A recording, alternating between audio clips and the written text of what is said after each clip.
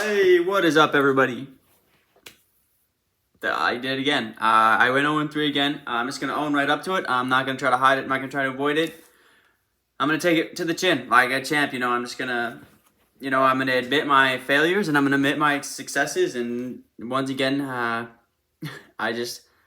do we even start? Lock of the day, Jordan Poole. Every single Warriors starter, aside from Kevon Looney, but it's Kevon Looney, really doesn't get starter minutes. He just starts the game. Went over on their points line. Draymond Green had more points than Jordan Poole. And of course, the one guy that I choose in the starting lineup doesn't go over on his points. So that's just really frustrating. Bogdanovic. The Atlanta Hawks played 8 players through 3.5 quarters yesterday, including Bogdan. 7 players at least put the ball in the basket one time. Guess who hadn't put the ball in the basket at least once through 3.5 quarters? The one player I bet on, and it was Bogdanovic. I legit think that I stepped on an Indian tribal burial ground or something, and I am just absolutely cursed right now. Because it's just like everything I say, it just doesn't play out. We were this close to snapping the streak, the losing streak, but then in true Latham fashion that I'm in right now, DeAndre Ayton is 1 point or rebound away from hitting his line, and with like 2.5 minutes left, they're only down like 14 points to the Pelicans, and Monty Williams pulls the whole entire gang out, and it's crazy too, because right when he pulled out DeAndre Ayton, Bismack Biyombo grabbed that next rebound immediately, so that probably would have been Ayton grabbing that board. So basically what happened yesterday is the Suns get blown out by the 8 seed Pelicans. Jordan Poole, Draymond Green scores more points than Jordan Poole, and Bogdan doesn't even score through 3.5 quarters. So I don't even know what to say to that. Bogdanovic is averaging 17 points per game off the bench this year. Scores 4. Jordan Poole, he's averaging like 28 points per game in the playoff, has 11. And DeAndre just comes up a bucket short or a rebound short. So that is what it is. It's tough. It really is tough. Obviously, this is not the reputation I want to have right now, but I am a bit of a fade god right now.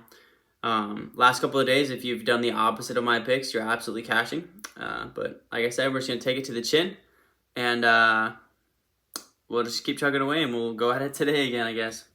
Real quick, if you guys are new to Underdog Fantasy, make sure that you there's a link down in the description I have that automatically takes you to the App Store where you can download Underdog Fantasy. Also throws in my TAKEMYSHOT code when you guys sign up for that.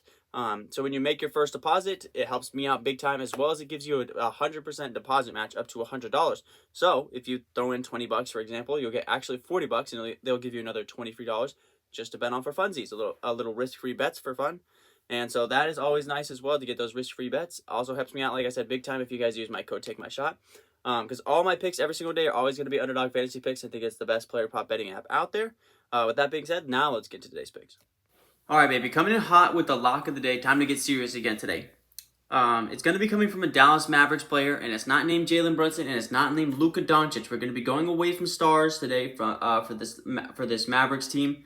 Give me a guy that averages 44 minutes per game in this series. Averages. Give me Reggie Bullock over 17.5 PRA. Reggie Bullock this season has played the Jazz 6 times. He has crushed his line 5 times. And he's hit the line Game 1, Game 2, Game 3, and Game 4. In Game 1, he had 22 PRA. Game 2, he had 19 PRA. Game 3, he had 21 PRA. In Game 4, he had 19 PRA. The big thing here with Reggie Bullock, like I said, he is averaging 44 minutes per game in this series.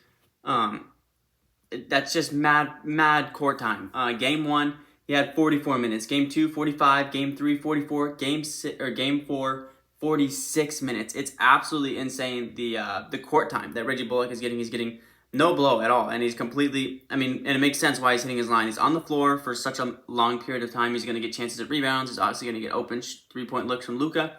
That's the other thing that he's done in each of these games. In all 4 games, he's hit at least 3 3-pointers in every single game.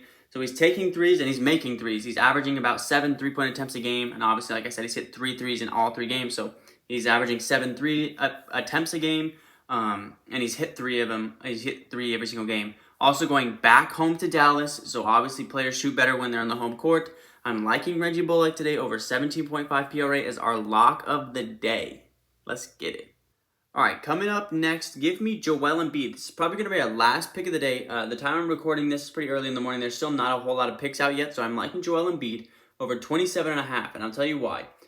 Close out in Philly. Trust the process, baby. I'm liking Joel Embiid tonight. In Game 2, when he had 31, he got to the free throw line 14 times. I'm anticipating a whole lot of that tonight. I think with them having a chance to close the series out here tonight at home, I think they're going to play entirely through Joel Embiid. I think 27.5 is disrespecting the scoring champ just a little bit. So he's going to get Kem Birch and the backup center for the Toronto Raptors. I don't know exactly who that is. And a whole lot of foul trouble tonight. They're just going to play that offense completely through Joel Embiid. I have a whole lot of trust and faith that he's going to have about 20 by halftime. And then only thing we could hope on by that point is that they don't absolutely blow out the Raptors so we can get up to that 27-point range. But with that being said, I like Joel Embiid over 27.5 today versus the Toronto Raptors. I'm thinking it's a little bit disrespectful, so I'm going to go with it today. Joel Embiid versus Toronto over 27.5 points. So as of right now, no 3-slip, but that could change. I like Luka's points. Luka and the 2 home matchups this year versus the Jazz, he's averaging 33.5 points per game, as well as well over 10 rebounds. So I'm thinking I'm probably going to make a Luka Doncic move to round out a perfect 3-slip. Was also taking a look at Jason Tatum and Jaylen Brown, kind of looking at those boys too.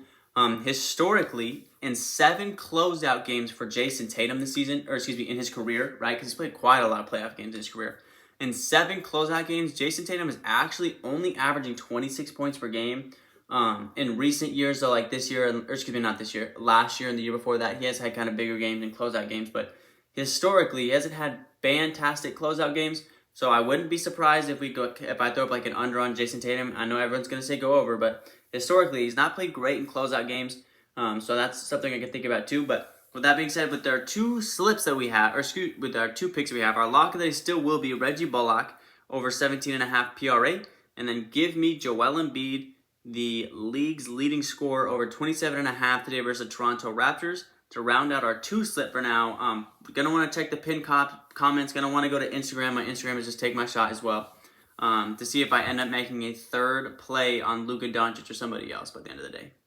All right, with that being said, guys, that's gonna wrap up today's video. I appreciate everyone who's sticking by my side through this tough couple of days here. I got people still, in the comment section saying good things, positive things to me, which is very helpful. Obviously, at this point in time, I couldn't throw a rock in the ocean if I was standing on the shore right now.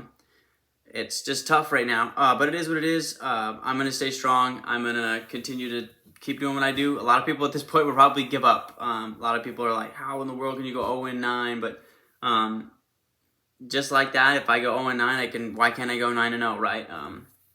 Hopefully something like that could happen. That'd be pretty great. But it's been a rough month of April. But we'll just keep chugging along here. Solid picks today, as I say every single day. But really liking these plays. So I will catch you guys tomorrow. I'll probably add another slip or another pick by the end of the day. So make sure you follow me on Instagram and check the pin comment by the end of the day. That being said, I'll catch you tomorrow, guys. Peace.